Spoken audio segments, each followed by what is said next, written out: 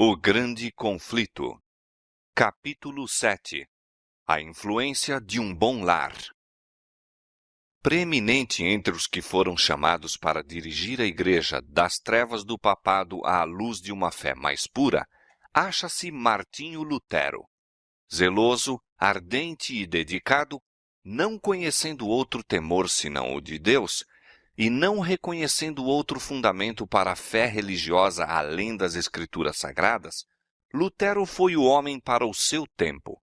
Por meio dele, Deus efetuou uma grande obra para a reforma da Igreja e esclarecimento do mundo.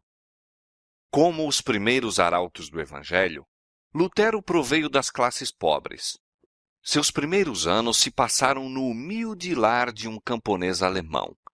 Pelo trabalho diário de mineiro que era, seu pai ganhava os meios para a sua educação. Ele o destinava a ser advogado, mas Deus tencionava fazer dele um construtor no grande templo que tão vagarosamente se vinha erigindo através dos séculos. Dificuldades, privações e severa disciplina foram a escola na qual a sabedoria infinita preparou Lutero para a importante missão de sua vida. O pai de Lutero era homem de espírito forte e ativo, e de grande força de caráter, honesto, resoluto e correto. Era fiel às suas convicções de dever, fossem quais fossem as consequências. Seu genuíno bom senso levava-o a considerar com desconfiança a organização monástica. Ficou muito desgostoso quando Lutero, sem seu consentimento, entrou para o convento, só se reconciliando com o filho passados 2 anos, e mesmo então, suas opiniões permaneceram as mesmas. Os pais de Lutero dispensavam grande cuidado à educação e ensino dos filhos. Esforçavam-se por instruí-los no conhecimento de Deus e prática das virtudes cristãs. Ouvida por seu filho, muitas vezes acendia ao céu a oração do pai, a fim de que o filho pudesse lembrar-se do nome do Senhor e um dia auxiliar no avançamento de sua verdade. Todas as vantagens para a cultura moral ou intelectual que sua vida de trabalhos lhes permitia gozar, aproveitavam-nas avidamente aqueles pais. Ardorosos e perseverantes eram seus esforços por preparar os filhos para uma vida piedosa e útil. Com sua firmeza e força de caráter, muitas vezes exerciam severidade excessiva, mas o próprio reformador, embora consciente de que em alguns aspectos haviam errado, encontrava em sua disciplina mais para aprovar do que para condenar. Na escola, para onde foi mandado com pouca idade, Lutero foi tratado com aspereza e mesmo violência. Tão grande era a pobreza de seus pais, que ao ir de casa para a escola noutra cidade, foi por algum tempo obrigado a ganhar o pão cantando de porta em porta e muitas vezes passava fome. As tristes e supersticiosas ideias sobre religião que então prevaleciam enchiam-no de temor.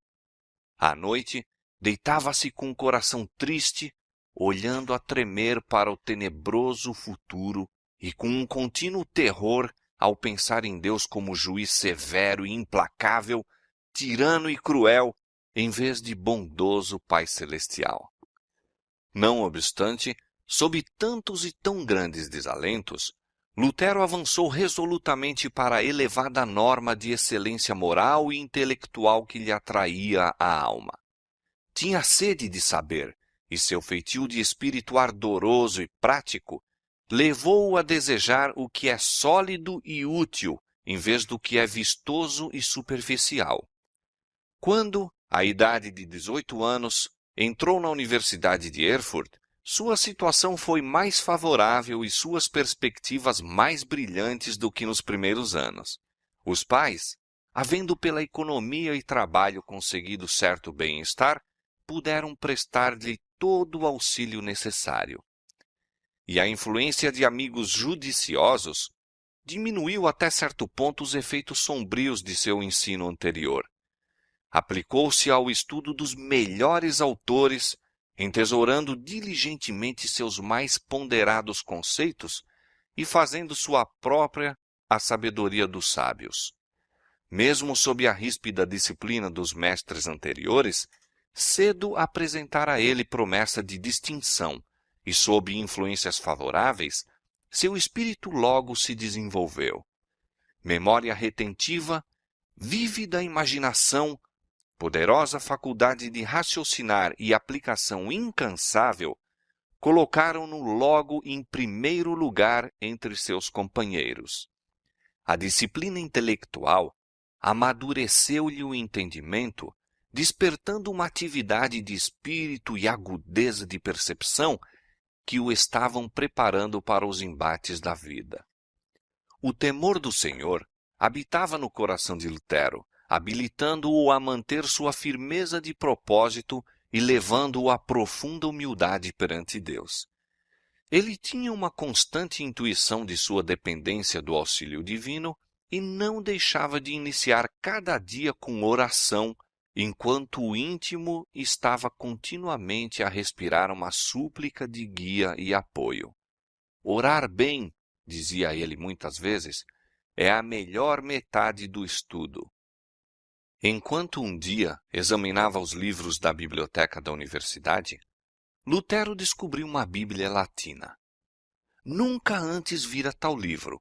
Ignorava mesmo sua existência. Tinha ouvido porções dos evangelhos e epístolas que se liam ao povo no culto público e supunha que isso fosse a escritura toda. Agora, pela primeira vez, olhava para o todo da palavra de Deus. Com um grande misto de reverência e admiração, folheava as páginas sagradas. Pulso acelerado e coração palpitante, lia por si mesmo as palavras de vida, detendo-se aqui e acolá para exclamar: "Oh, quem dera Deus me desse tal livro!" Anjos celestiais estavam ao seu lado, e raios de luz procedentes do trono de Deus traziam-lhe à compreensão os tesouros da verdade. Sempre temera ofender a Deus, mas agora a profunda convicção de seu estado pecaminoso apoderou-se dele como nunca antes. Um desejo ardente de se achar livre do pecado e encontrar paz com Deus levou-o afinal a entrar para um mosteiro e dedicar-se à vida monástica. Exigiu-se-lhe ali efetuar os mais humildes trabalhos e mendigar de porta em porta. Estava na idade em que o respeito e a apreciação são mais avidamente desejados, e essas ocupações servis eram profundamente mortificadoras para os seus sentimentos naturais. Pacientemente, porém, suportou a humilhação, crendo ser necessária por causa de seus pecados.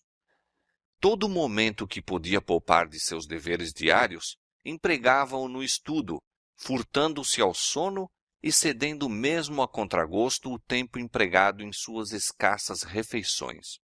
Acima de tudo, se deleitava no estudo da palavra de Deus. Achara uma Bíblia acorrentada à parede do convento e a ela muitas vezes recorria. Aprofundando-se suas convicções de pecado, procurou pelas próprias obras obter perdão e paz. Levava a vida austera, esforçando-se por meio de jejuns, vigílias e penitências para subjugar os males de sua natureza, dos quais a vida monástica não o libertava. Não recuava ante sacrifício algum pelo qual pudesse atingir a pureza de coração que o habilitaria a ficar aprovado perante Deus. Eu era, na verdade, um monge piedoso, disse mais tarde, e seguia as regras de minha ordem mais estritamente do que possa exprimir. Se fora possível a um monge obter o céu pelas suas obras monásticas, eu teria certamente direito a ele. Se eu tivesse continuado por mais tempo, teria levado minhas mortificações até a própria morte. Como resultado desta dolorosa disciplina, perdeu as forças e sofreu de desmaios, de cujos efeitos nunca se restabeleceu por completo. Mas com todos os seus esforços, a alma sobrecarregada não encontrou alívio. Finalmente, foi arrojado às bordas do desespero. Quando pareceu a Lutero que tudo estava perdido, Deus lhe suscitou um amigo e auxiliador. O piedoso Staupitz abriu a palavra de Deus ao espírito de Lutero, mandando-lhe que não mais olhasse para si mesmo, que cessasse a contemplação do castigo infinito pela violação da lei de Deus e olhasse a Jesus, seu Salvador, que perdoa os pecados. Em vez de torturar-te por causa de teus pecados, lança-te nos braços do Redentor. Confia nele, na justiça de sua vida, na expiação de sua morte. Escuta o Filho de Deus. Ele se fez homem para te dar a certeza do favor divino. Ama aquele que primeiro te amou. Assim falava aquele mensageiro da misericórdia. Suas palavras produziram profunda impressão no espírito de Lutero. Depois de muita luta contra erros longamente acalentados, pôde ele aprender a verdade e lhe veio paz à alma perturbada. Lutero foi ordenado sacerdote, sendo chamado do claustro para o cargo de professor da Universidade de Wittenberg. Ali se aplicou ao estudo das Escrituras nas línguas originais. Começou a fazer conferências sobre a Bíblia, e o livro dos Salmos, os Evangelhos e as Epístolas abriram-se à compreensão de multidões que se deleitavam em ouvi-lo. Staupitz, seu amigo e superior, insistia com ele para que subisse ao púlpito e pregasse a palavra de Deus. Lutero hesitava, sentindo-se indigno de falar ao povo em lugar de Cristo. Foi apenas depois de longa luta que cedeu às solicitações dos amigos. Era já poderoso nas Escrituras, e sobre ele repousava a graça de Deus. Sua eloquência cativava os ouvintes. A clareza e poder com que apresentava a verdade levavam-nos à convicção e seu fervor tocava os corações. Lutero ainda era um verdadeiro filho da Igreja Papal e não tinha ideia alguma de que houvesse de ser alguma outra coisa. Na providência de Deus, foi levado a visitar Roma. Seguiu viagem a pé, hospedando-se nos mosteiros pelo caminho. Em um convento na Itália, encheu-se de admiração ante a riqueza, magnificência e luxo que testemunhou. Dotados de uma receita principesca, os monges habitavam em esplêndidos compartimentos, ornamentavam-se com as mais ricas e custosas vestes e banqueteavam-se em suntuosas mesas. Com dolorosos pressentimentos, Lutero contrastou essa cena com a renúncia e rigores de sua própria vida. O espírito estava se lhe tornando perplexo. Afinal, contemplou à distância a cidade das 7 colinas. Com profunda emoção, prostrou-se ao solo, exclamando: Santa Roma, eu te saúdo! Entrou na cidade, visitou as igrejas, ouviu as histórias maravilhosas repetidas pelos padres e monges e cumpriu todas as cerimônias exigidas. Por toda parte, via cenas que o enchiam de espanto e horror. Observava a iniquidade que existia entre todas as classes do clero. Ouviu gracejos imorais dos prelados e horrorizou-se com sua espantosa profanidade mesmo durante a missa. Ao associar-se aos monges e cidadãos, deparou com desregramento, libertinagem. Para onde quer que se volvesse, encontrava sacrilégio em lugar de santidade. Ninguém pode imaginar, escreveu ele, que pecados e ações infames se cometem em Roma. Precisam ser vistos e ouvidos para serem cridos. Por isso costumam dizer, se há inferno, Roma está construída sobre ele. É um abismo donde procede toda espécie de pecado. Por um decreto recente, fora prometida pelo Papa certa indulgência a todos os que subissem de joelhos a escada de Pilatos, que se diz ter sido descida por nosso Salvador ao sair do tribunal romano e miraculosamente transportada de Jerusalém para Roma. Lutero estava certo dia subindo devotamente esses degraus, quando de súbito uma voz semelhante a trovão pareceu dizer-lhe: "O justo viverá da fé." Ergueu-se de um salto e saiu apressadamente do lugar, envergonhado e horrorizado. Esse texto nunca perdeu a força sobre sua alma. Desde aquele tempo, viu mais claramente do que nunca o engano de se confiar nas obras humanas para a salvação e a necessidade de fé constante nos méritos de Cristo. Tinham-se-lhe aberto os olhos e nunca mais se deveriam fechar aos enganos do papado. Quando ele deu as costas a Roma, também dela volveu o coração e desde aquele tempo o afastamento se tornou cada vez maior até romper todo o contato com a Igreja Papal. Depois de voltar de Roma, Lutero recebeu na Universidade de Wittenberg o grau de doutor em teologia. Estava agora na liberdade de se dedicar como nunca antes às escrituras que ele amava. Fizera solene voto de estudar cuidadosamente a palavra de Deus e todos os dias de sua vida pregá-la com fidelidade e não os dizeres e doutrinas dos papas. Não mais era o simples monge ou professor, mas o autorizado arauto da Bíblia. Fora chamado para pastor a fim de alimentar o rebanho de Deus que tinha fome e sede da verdade. Declarava firmemente que os cristãos não deveriam receber outras doutrinas senão as que se apoiam na autoridade das Sagradas Escrituras. Estas palavras feriram o próprio fundamento da supremacia papal. Continham o princípio vital da reforma. Lutero via o perigo de se exaltar teorias humanas sobre a palavra de Deus. Corajosamente atacava a incredulidade especulativa dos escolásticos e opunha-se à filosofia e teologia que durante tanto tempo mantiveram sobre o povo a influência dominante. Denunciou tais estudos não somente como indignos, mas perniciosos, e procurava desviar o espírito de seus ouvintes dos sofismas dos filósofos e teólogos para as verdades eternas apresentadas pelos profetas e apóstolos. Preciosa era a mensagem que levava às ávidas multidões que ficavam embevecidas ante suas palavras. Nunca antes tais ensinos lhes haviam caído aos ouvidos. As alegres novas do amante Salvador, a certeza de perdão e paz mediante seu sangue expiatório, alegravam-lhes o coração, inspirando-lhes imorredora esperança. Acendeu-se em Wittenberg uma luz cujos raios deveriam estender-se às regiões mais remotas da terra, aumentando em brilho até ao final do tempo. Mas a luz e as trevas não podem combinar. Entre a verdade e o erro há um conflito irreprimível.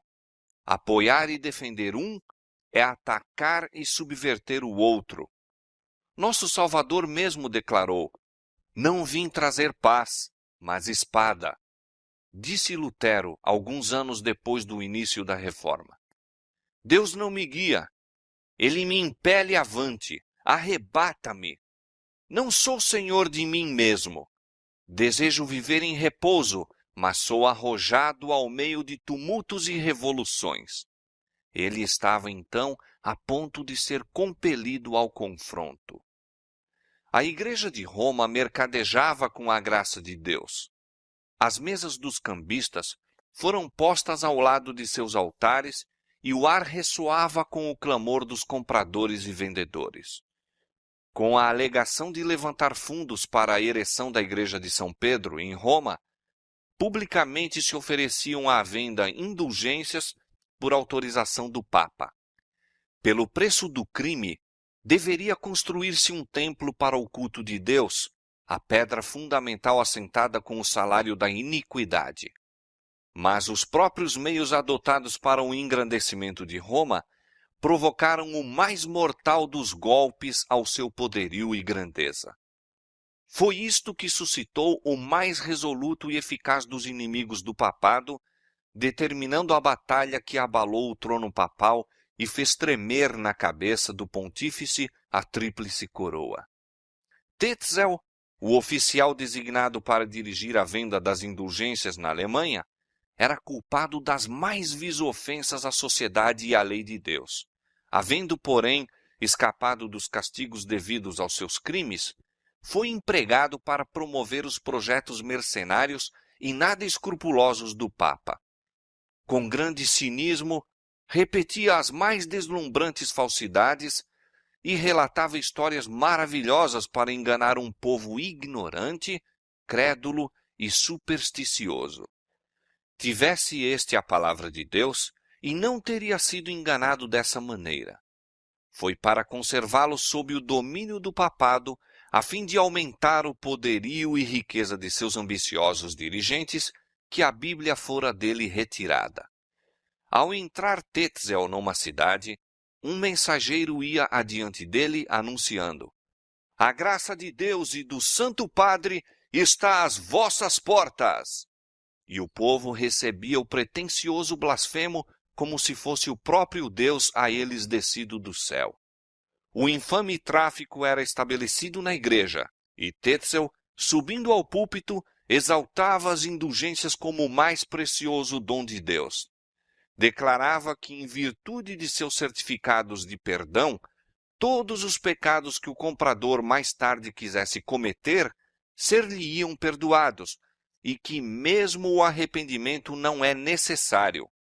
Mais do que isto, assegurava aos ouvintes que as indulgências tinham poder para salvar não somente os vivos, mas também os mortos, que no mesmo instante em que o dinheiro tinia de encontro ao fundo de sua caixa, a alma em cujo favor era pago escaparia do purgatório, ingressando no céu. Quando Simão, o mago, propôs comprar dos apóstolos o poder de operar milagres, Pedro lhe respondeu: "O teu dinheiro seja contigo para a perdição, pois cuidaste que o dom de Deus se alcança por dinheiro." A oferta de Tetzel, porém, foi aceita por ávidos milhares. Ouro e prata eram canalizados para o seu tesouro. Uma salvação que se poderia comprar com dinheiro obtinha-se mais facilmente do que a que exige o arrependimento, fé e esforço diligente para resistir ao pecado e vencê-lo. À doutrina das indulgências tinha-se oposto homens de saber e piedade da Igreja de Roma, e muitos havia que não tinham fé em pretensões tão contrárias quanto a razão como a revelação. Nenhum prelado ousou erguer a voz contra este iníquo comércio, mas o espírito dos homens estava se tornando perturbado e desassossegado, e muitos com avidez inquiriam se Deus não operaria mediante algum instrumento a purificação de sua igreja. Lutero, conquanto ainda católico romano da mais estrita classe, encheu-se de horror ante as blasfemas declarações dos traficantes das indulgências. Muitos de sua própria congregação haviam comprado certidões de perdão e logo começaram a dirigir-se a seu pastor, confessando seus vários pecados e esperando absolvição, não porque estivessem arrependidos e desejassem corrigir-se, mas sob o fundamento da indulgência. Lutero recusou-lhes a absolvição, advertindo-os de que, a menos que se arrependessem e reformassem a vida, haveriam de perecer em seus pecados. Com grande perplexidade voltaram a Tetzel, queixando-se de que seu confessor recusara-lhes o certificado, e alguns ousadamente exigiram que se lhes restituísse o dinheiro. O frade encheu-se de cólera, proferiu as mais terríveis maldições, fez com que se acendessem fogos nas praças públicas e declarou haver recebido ordem do Papa para queimar todos os hereges que pretendessem opor-se às suas santíssimas indulgências. Entra Lutero, então, ousadamente em sua obra como campeão da verdade. Sua voz era ouvida do púlpito em advertência ardorosa e solene. expôs ao povo o caráter ofensivo do pecado, ensinando-lhes ser possível ao homem, por suas próprias obras, diminuir as culpas ou fugir ao castigo. Nada a não ser o arrependimento para com Deus e a fé em Cristo pode salvar o pecador. A graça de Cristo não pode ser comprada, é dom gratuito. Aconselhava o povo a não comprar indulgências, mas a olhar com fé para um Redentor crucificado. Relatou sua própria e penosa experiência ao procurar em vão pela humilhação e penitência conseguir a salvação, e afirmou a seus ouvintes que foi olhando fora de si mesmo e crendo em Cristo que encontrara paz e alegria. Prosseguindo Tetzel com seu comércio e ímpias pretensões, Lutero decidiu-se a um protesto mais eficaz contra esses clamorosos abusos. Logo se lhe apresentou uma ocasião. A igreja do castelo de Wittenberg possuía muitas relíquias que em certos dias santos eram expostas ao público e concedia-se completa remissão de pecados a todos os que então visitassem a igreja e se confessassem. Em conformidade com isto, o povo naqueles dias para ali acudia em grande número. Uma das mais importantes destas ocasiões, a festa de Todos os Santos, estava se aproximando. Na véspera, Lutero, reunindo-se às multidões que já seguiam para a igreja, afixou na porta desta um papel contendo 95 proposições contra a doutrina das indulgências. Declarou sua disposição de defender essas teses no dia seguinte na universidade contra todos os que achassem conveniente atacá-las. Suas proposições atraíram a atenção geral. Eram lidas e relidas e repetidas de todos os lados. Estabeleceu-se grande excitação na universidade e na cidade inteira. Mostravam essas teses que o poder de conferir o perdão do pecado e remir de sua pena jamais fora confiado ao Papa ou a qualquer outro homem.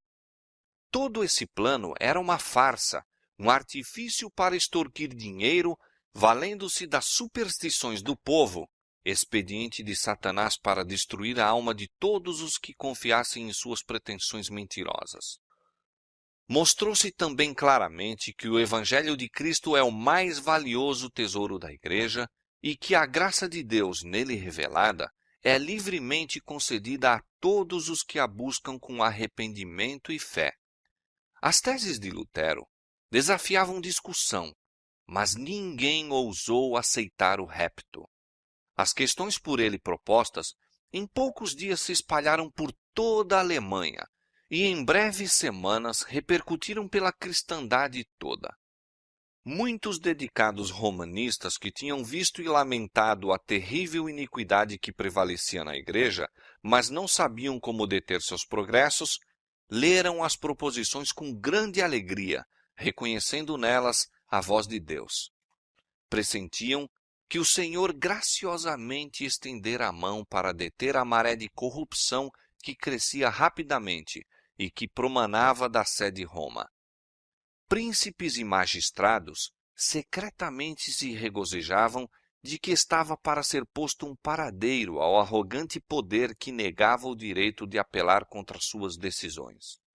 As multidões, supersticiosas e amantes do pecado, ficaram aterrorizadas quando se varreram os sofismas que lhes acalmavam os temores.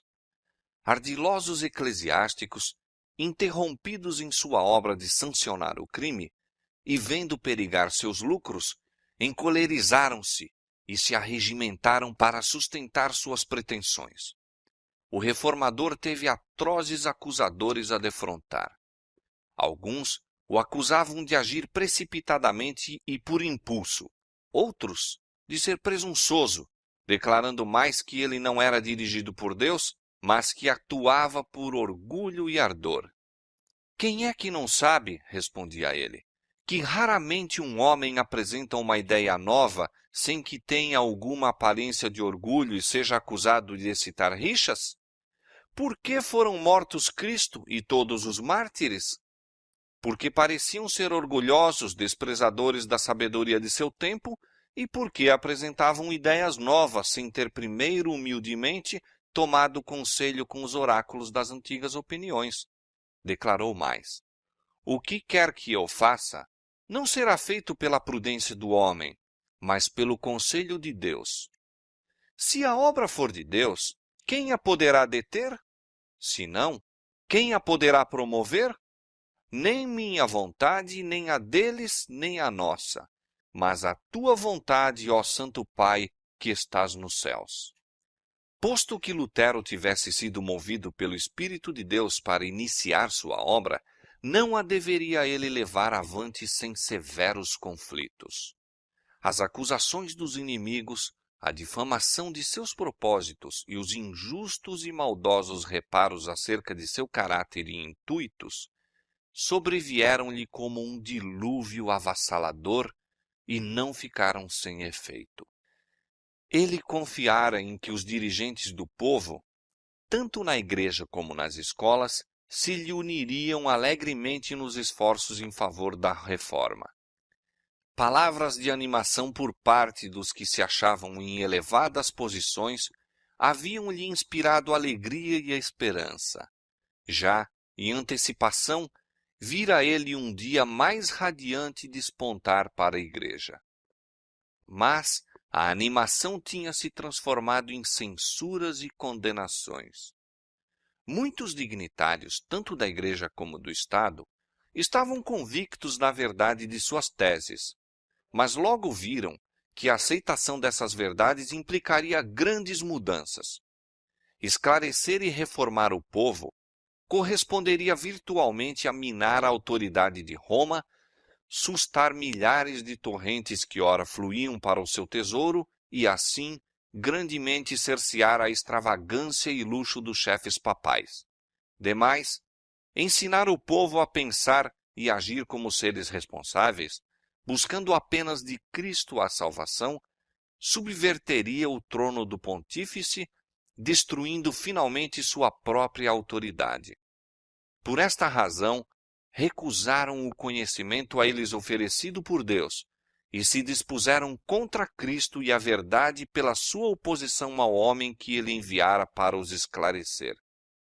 Lutero tremia quando olhava para si mesmo.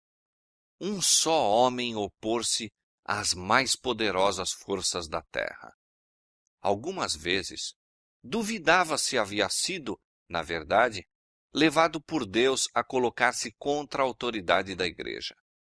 Quem era eu, escreveu ele, para opor-me à majestade do Papa, perante quem os reis da terra e o mundo inteiro tremiam? Ninguém poderá saber o que meu coração sofreu durante estes primeiros 2 anos, e em que desânimo, poderia dizer, em que desespero me submergi. Mas ele não foi abandonado ao desânimo. Quando faltou o apoio humano, olhou para Deus somente e aprendeu que poderia arrimar-se em perfeita segurança àquele todo-poderoso braço.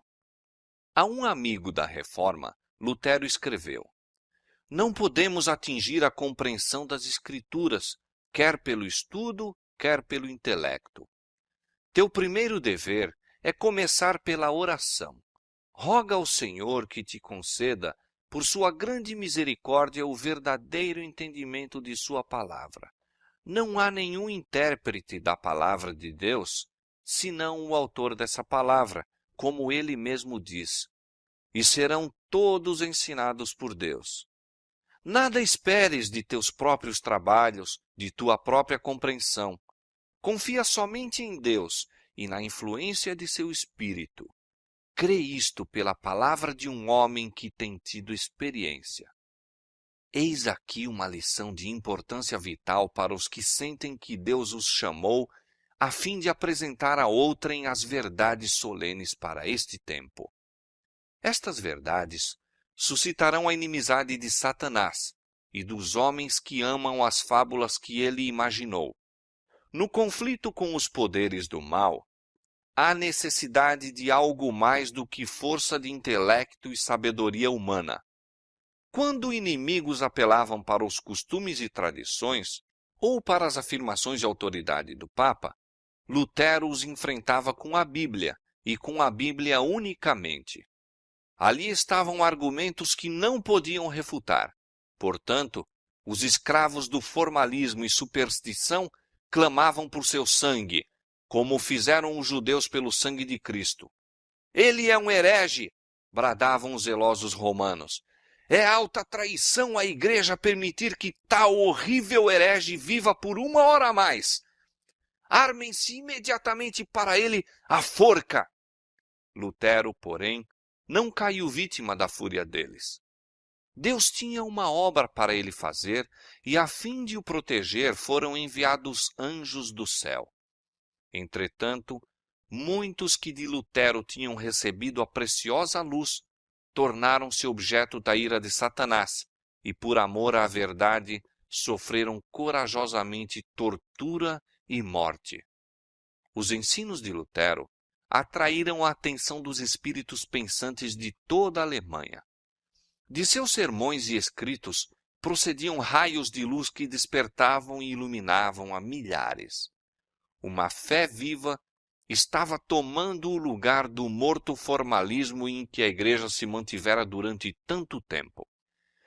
O povo estava diariamente perdendo a confiança nas superstições do catolicismo. As barreiras do preconceito iam cedendo. A palavra de Deus, pela qual Lutero provava toda a doutrina e qualquer reclamo, era semelhante a uma espada de 2 gumes, abrindo caminho ao coração do povo. Por toda parte se despertava o desejo de progresso espiritual. Fazia séculos que não se via tão generalizada a fome e sede de justiça. Os olhos do povo havia tanto voltados para ritos humanos e mediadores terrestres, volviam-se agora em arrependimento e fé para Cristo e este crucificado. Esse interesse generalizado mais ainda despertou os temores das autoridades papais.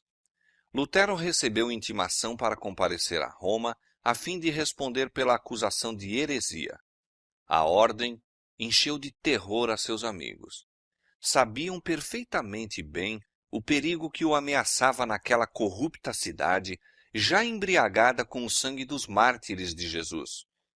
Protestaram contra a sua ida a Roma e requereram fosse ele interrogado na Alemanha. Assim se fez, por fim, e foi designado o núncio papal para ouvir o caso.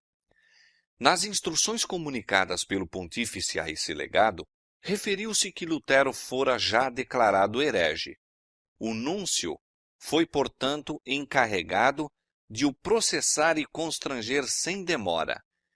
Se ele permanecesse firme e o legado não conseguisse apoderar-se de sua pessoa, tinha poderes para proscrevê-lo em todas as partes da Alemanha, banir, amaldiçoar e excomungar todos os que estivessem ligados a ele.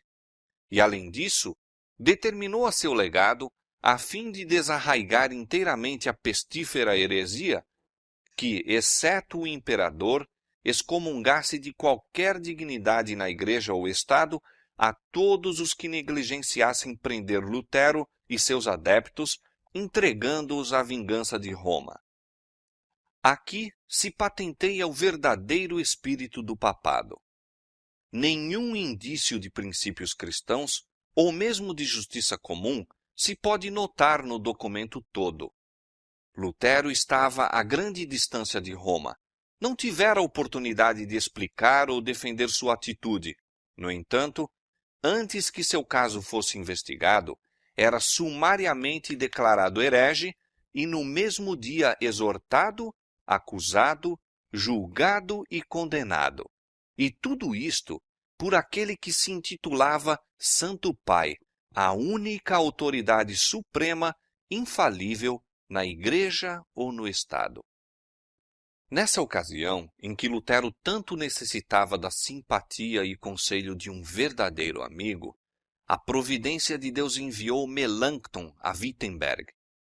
Jovem, modesto e tímido nas maneiras, o são discernimento de Melanchthon seu extenso saber e convincente eloquência, combinados com a pureza e retidão de caráter, conquistaram admiração e estima gerais.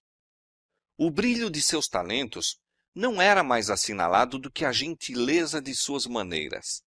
Logo, se tornou um fervoroso discípulo do Evangelho, o amigo de mais confiança e valioso apoio para Lutero, servindo sua brandura, prudência e exatidão de complemento à coragem e energia daquele.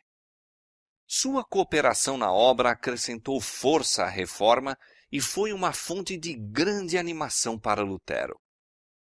Augsburgo fora designada como o lugar para o processo, e o reformador partiu a pé para fazer a viagem até lá. Alimentavam-se sérios temores a seu respeito. Fizeram-se abertamente ameaças de que ele seria agarrado e assassinado no caminho, e seus amigos rogaram-lhe que se não aventurasse. Solicitaram-lhe mesmo que durante algum tempo saísse de Wittenberg e procurasse segurança com os que de bom grado o protegeriam. Ele, porém, não queria deixar a posição em que Deus o colocara. Deveria continuar fielmente a manter a verdade, apesar das procelas que sobre ele se abatiam. Sua expressão era: sou como Jeremias, homem de lutas e contendas, mas, quanto mais aumentam suas ameaças, mais cresce a minha alegria. Já destruíram minha honra e reputação. Uma única coisa permanece: meu desprezível corpo. Que o tomem. Abreviarão assim por algumas horas a minha vida, mas, quanto à minha alma, não a podem tomar. Aquele que deseja proclamar a verdade de Cristo ao mundo deve esperar a morte a cada momento. As notícias da chegada de Lutero a Augsburgo deram grande satisfação ao legado papal. O perturbador herege que despertava a atenção do mundo inteiro parecia agora em poder de Roma, e o legado decidiu que ele não escapasse. O reformador deixara de munir-se de salvo-conduto. Seus amigos insistiam em que, sem ele, não aparecesse perante o legado, e eles próprios se empenharam em consegui-lo do imperador. O núncio tensionava obrigar a Lutero, sendo possível, a retratar-se, ou, não conseguindo isto, fazer com que se fosse levado a Roma para participar da sorte de Hus e Jerônimo. Por conseguinte, mediante seus agentes, esforçou-se por induzir Lutero a aparecer sem salvo-conduto, confiante em sua misericórdia. Isto o reformador se recusou firmemente a fazer. Antes que recebesse o documento, hipotecando-lhe a proteção do imperador, não compareceu à presença do embaixador papal. Haviam decidido os romanistas, como ardiloso expediente, tentar ganhar a Lutero com aparência de amabilidade. O legado, em suas entrevistas com ele, mostrava grande amizade, mas exigia que Lutero se submetesse implicitamente à autoridade da Igreja e cedesse em todos os pontos sem argumentação ou questões. Não avaliaria devidamente o caráter do homem com quem devia tratar.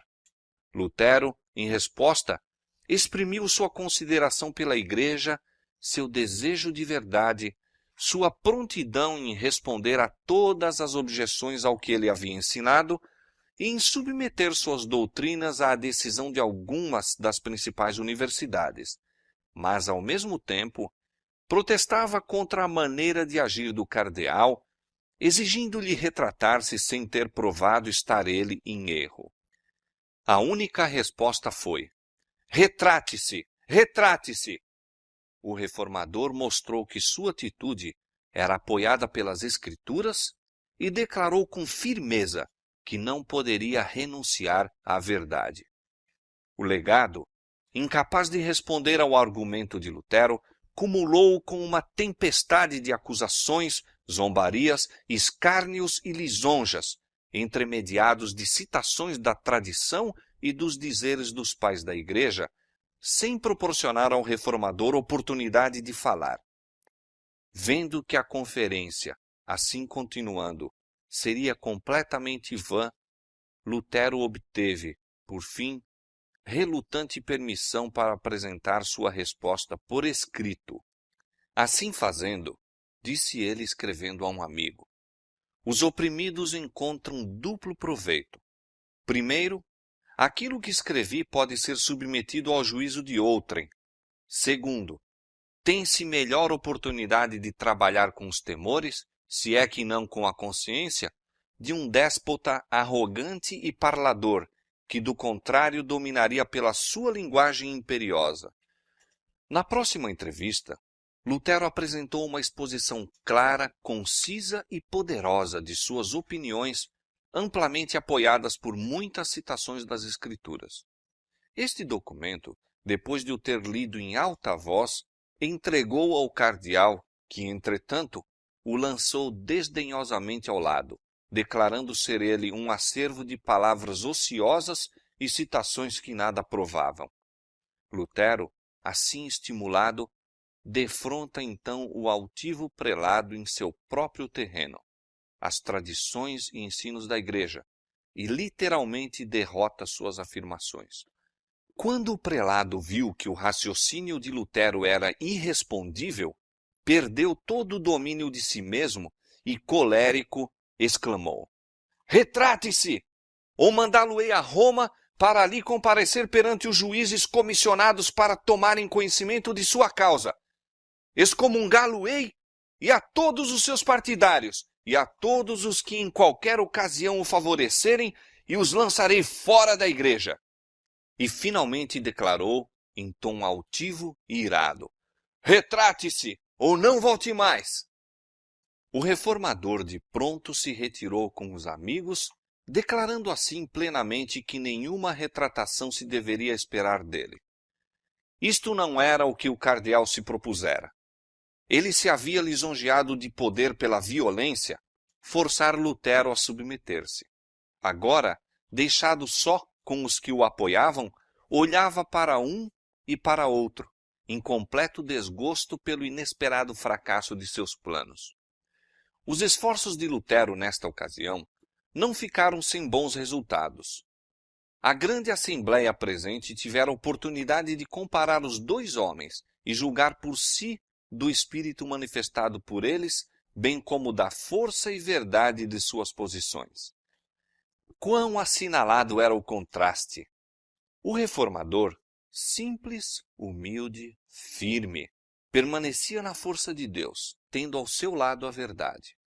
O representante do Papa, importante aos seus próprios olhos, despótico, altivo e desarrazoado, achava-se sem um único argumento das Escrituras, exclamando, no entanto, veementemente: retrate-se, ou será enviado a Roma para o castigo. Se bem que Lutero se houvesse munido de salvo-conduto, os romanistas estavam conspirando para apanhá-lo e aprisioná-lo. Seus amigos insistiam em que, como lhe era inútil prolongar sua permanência, deveria sem demora voltar a Wittenberg, e que a máxima cautela se deveria ter no sentido de ocultar suas intenções. De acordo com isto, ele deixou Augsburgo antes do raiar do dia a cavalo, acompanhado apenas de um guia a ele fornecido pelo magistrado. Com muitos pressentimentos, atravessou sem ser percebido as ruas escuras e silenciosas da cidade. Inimigos vigilantes e cruéis estavam a conspirar para a sua destruição. Escaparia das ciladas que lhe preparavam? Eram momentos de ansiedade e fervorosas orações. Atingiu uma pequena porta no muro da cidade. Abriu-se-lhe e, com o guia, por ela passou sem impedimento. Uma vez livres do lado de fora, os fugitivos apressaram a fuga e, antes que o legado soubesse da partida de Lutero, achava-se ele além do alcance de seus perseguidores. Satanás e seus emissários estavam derrotados. O homem que haviam pensado estar em seu poder tinha-se ido, escapara-se, como um pássaro da armadilha do caçador. Com as notícias da fuga de Lutero, o legado ficou opresso de surpresa e cólera. Esperava ele receber grande honra por seu tino e firmeza ao tratar com o perturbador da igreja, mas frustrara-se-lhe a esperança. Deu expressão à sua raiva em carta a Frederico, o eleitor da Saxônia, denunciando com amargura a Lutero e reclamando que Frederico enviasse o reformador a Roma ou que o banisse da Saxônia. Em sua defesa, Lutero insistia que o legado do Papa lhe mostrasse seus erros pelas Escrituras e comprometia-se da maneira mais solene a renunciar às suas doutrinas se pudesse mostrar estarem em desacordo com a palavra divina. E exprimia sua gratidão a Deus por haver sido considerado digno de sofrer por uma causa tão santa. O eleitor possuía ainda pouco conhecimento das doutrinas reformadas, mas estava fundamente impressionado pela sinceridade, força e clareza das palavras de Lutero. E até que se provasse estar o reformador em erro, resolveu Frederico permanecer como seu protetor. Em resposta ao pedido do legado, escreveu: Visto que o doutor Martinho compareceu perante vós, em Augsburgo, deveríeis estar satisfeito. Não esperávamos que vos esforçasseis por fazê-lo retratar-se sem o haver convencido de seus erros. Nenhum dos homens doutos de nosso principado me informou de que a doutrina de Martinho seja ímpia, anticristã ou herética. O príncipe recusou-se, além disso, a enviar Lutero a Roma ou expulsá-lo de seus domínios.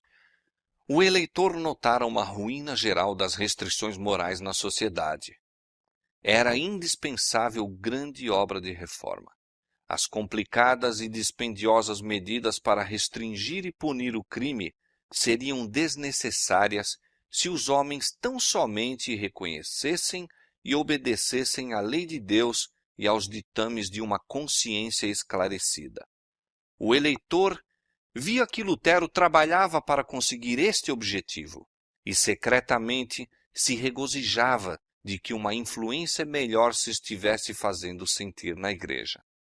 Via também que, como professor na universidade, Lutero tivera extraordinário êxito.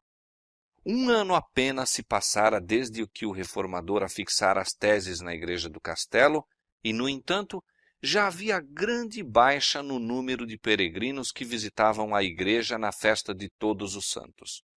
Roma fora privada de adoradores e ofertas, mas seu lugar se preenchera por outra classe que agora vinha a Wittenberg, não como peregrinos para adorar suas relíquias, mas como estudantes para encher as suas salas de estudo.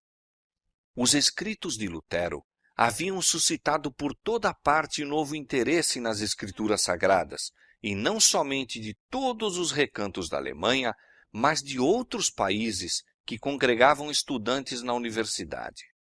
Moços, chegando à vista de Wittenberg pela primeira vez, erguiam as mãos aos céus e louvavam a Deus por ter feito com que desta cidade a luz da verdade resplandecesse como de Sião nos tempos antigos e dali se espalhasse mesmo aos mais longínquos países. Lutero ainda não estava de todo convertido dos erros do catolicismo. Enquanto, porém, comparava as Santas Escrituras com os decretos e constituições papais, enchia-se de espanto. Estou lendo, escreveu ele, os decretos dos pontífices e não sei se o Papa é o próprio Anticristo ou seu apóstolo.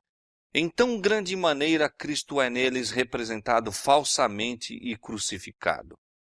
No entanto, Lutero nessa ocasião era ainda adepto da Igreja de Roma e não tinha o pensamento de que em algum tempo se separaria de sua comunhão.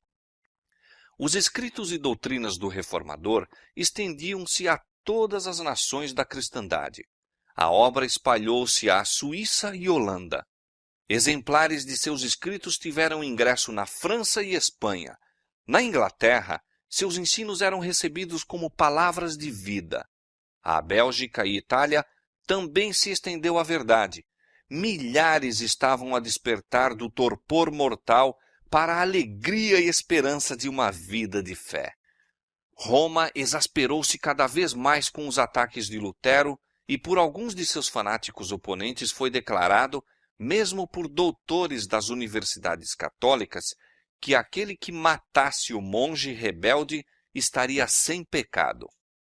Certo dia, um estranho, com uma arma de fogo escondida sob a capa, aproximou-se do reformador e perguntou por que ia assim sozinho. "Estou nas mãos de Deus", respondeu. "Ele é minha força e meu escudo. Que me poderá fazer o homem?" Ouvindo estas palavras, o estranho empalideceu e fugiu, como se fosse da presença de anjos do céu. Roma estava empenhada na destruição de Lutero, mas Deus era a sua defesa. Suas doutrinas eram ouvidas em toda parte, nas cabanas e nos conventos, nos castelos dos nobres, nas universidades e nos palácios dos reis. E homens nobres surgiram por toda parte para amparar-lhe os esforços. Foi aproximadamente por esse tempo que Lutero, lendo as obras de Hus, achou que a grande verdade da justificação pela fé, que ele próprio procurava sustentar e ensinar, tinha sido mantida pelo reformador boêmio. "Nós todos", disse Lutero, "Paulo, Santo Agostinho e eu mesmo, temos sido hussitas sem o saber. Deus certamente disso tomará contas ao mundo", continuou ele, "de que a verdade a ele pregada há um século tenha sido queimada." Num apelo ao imperador e à nobreza da Alemanha em favor da reforma do cristianismo, Lutero escreveu relativamente ao Papa: "É horrível contemplar o homem que se intitula vigário de Cristo a ostentar uma magnificência que nenhum imperador pode igualar. É isso ser semelhante ao pobre Jesus ou ao humilde Pedro? Ele é, dizem, o Senhor do mundo. Mas Cristo, cujo vigário ele se jacta de ser, disse: meu reino não é deste mundo.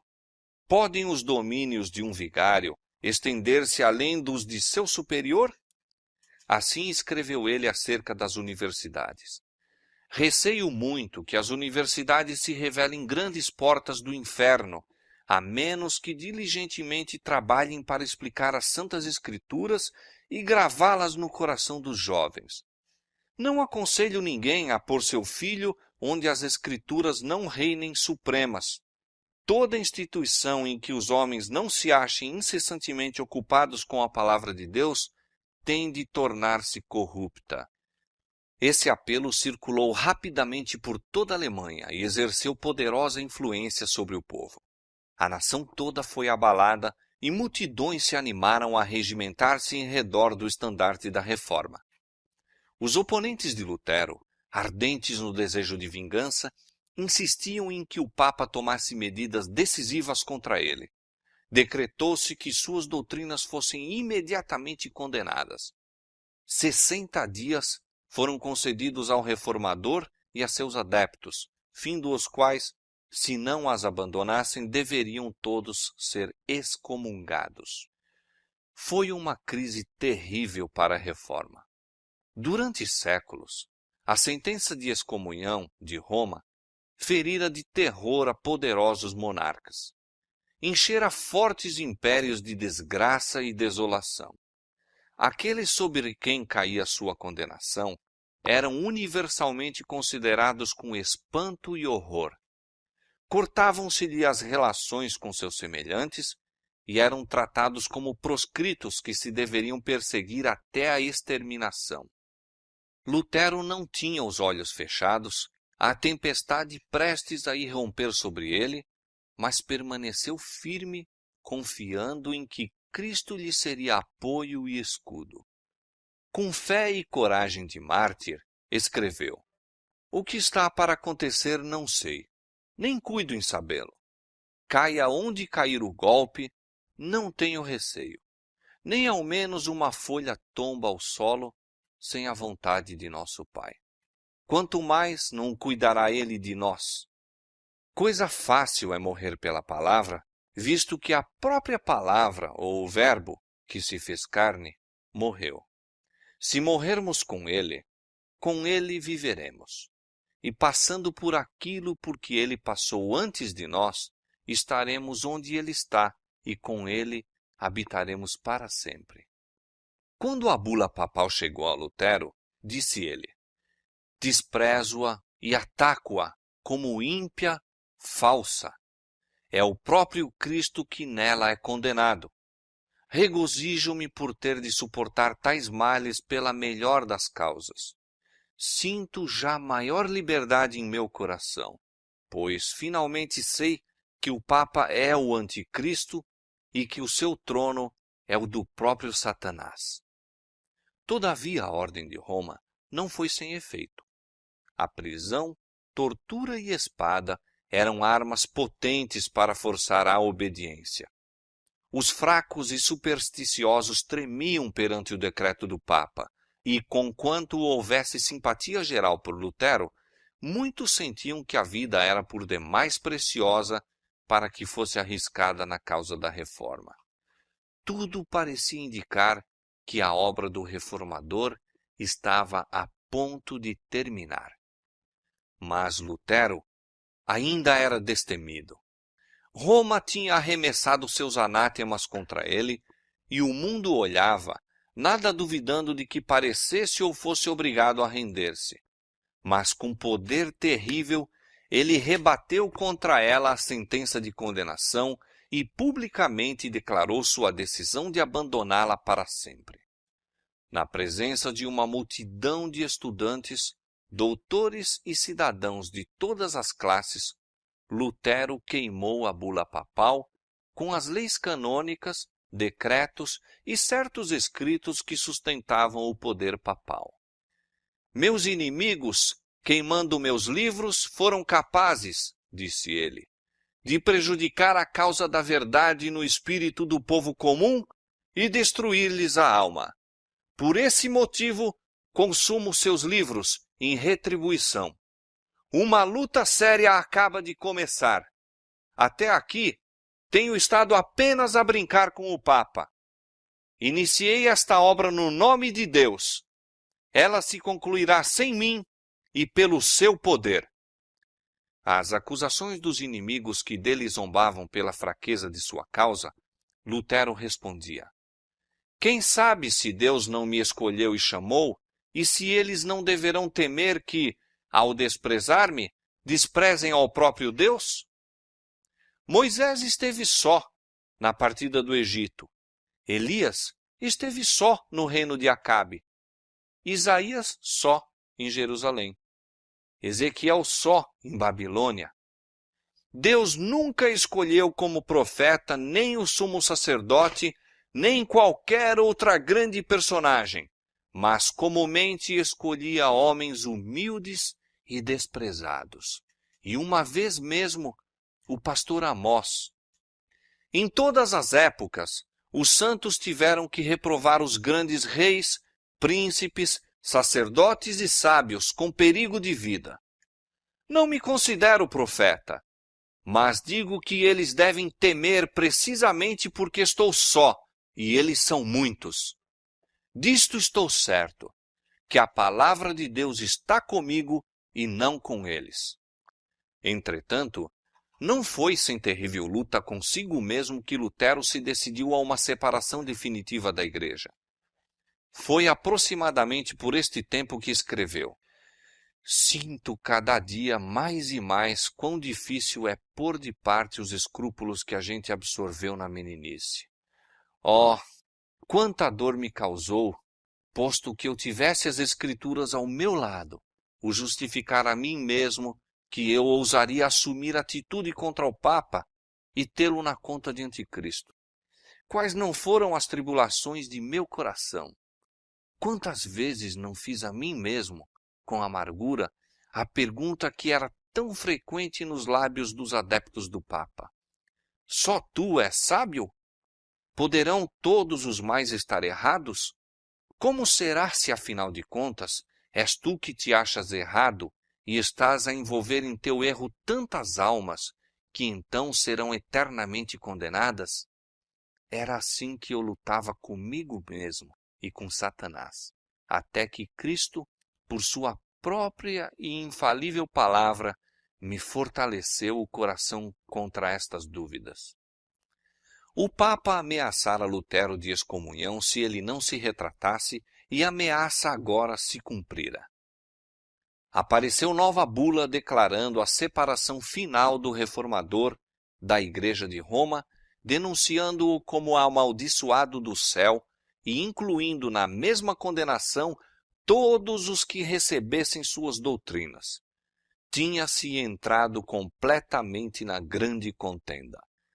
A oposição é o quinhão de todos aqueles a quem Deus emprega para apresentar verdades especialmente aplicáveis a seu tempo. Havia uma verdade presente nos dias de Lutero, verdade de especial importância naquele tempo. Há uma verdade presente para a Igreja hoje. Aquele que todas as coisas faz, segundo o conselho de sua vontade, foi servido colocar os homens em circunstâncias várias e ordenar-lhes deveres peculiares aos tempos em que vivem e às condições sob as quais são postos.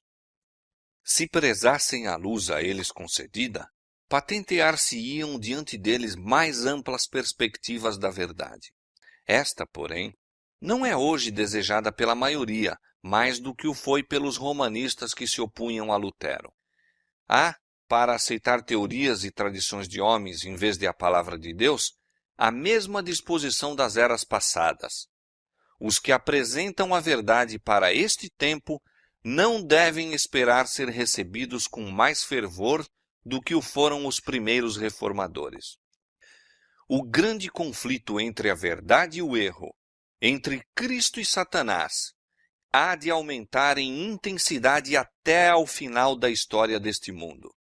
Disse Jesus a seus discípulos: Se vós fosseis do mundo, o mundo amaria o que era seu. Mas porque não sois do mundo, antes eu vos escolhi do mundo, por isso é que o mundo vos aborrece. Lembrai-vos da palavra que vos disse: Não é o servo maior do que o seu senhor. Se a mim me perseguiram, também vos perseguirão a vós. Se guardaram a minha palavra, também guardarão a vossa. E, por outro lado, declarou nosso Senhor explicitamente: Ai de vós, quando todos os homens de vós disserem bem, porque assim faziam seus pais aos falsos profetas. O espírito do mundo não está hoje mais em harmonia com o espírito de Cristo do que nos primitivos tempos. Os que pregam a palavra de Deus em sua pureza não serão recebidos agora com maior fervor do que o foram naquele tempo. As maneiras de oposição à verdade podem mudar. A inimizade pode ser menos manifesta porque é mais arguta, mas o mesmo antagonismo ainda existe e se manifestará até o fim do tempo.